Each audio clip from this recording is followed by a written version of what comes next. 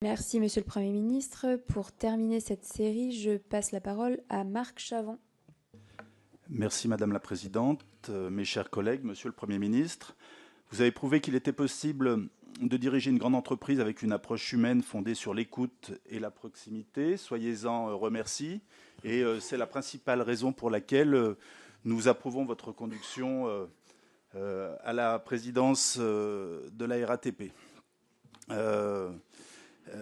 Votre expérience de maire d'une commune des Pyrénées sans doute a-t-elle permis de forger cette méthode que je qualifierais de méthode Castex et qui tranche avec des méthodes de gestion ou de management très pyramidales dont on voit bien aujourd'hui dans d'autres domaines où elles nous mènent. Ma question, cela étant dit, ma question concernera un sujet crucial, celui de la sécurité dans les transports. C'est vrai que, aussi bien dans les métros qu'en surface, on a affaire à des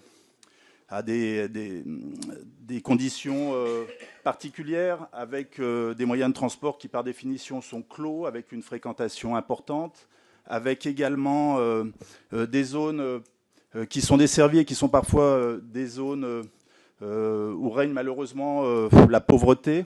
Donc, je ne parlerai pas de chiffres parce que les statistiques, c'est toujours très délicat de les manier, et je voudrais pas stigmatiser personne, mais on se rend compte qu'il y a des grandes difficultés en matière de sécurité, aussi bien de vos agents que des voyageurs.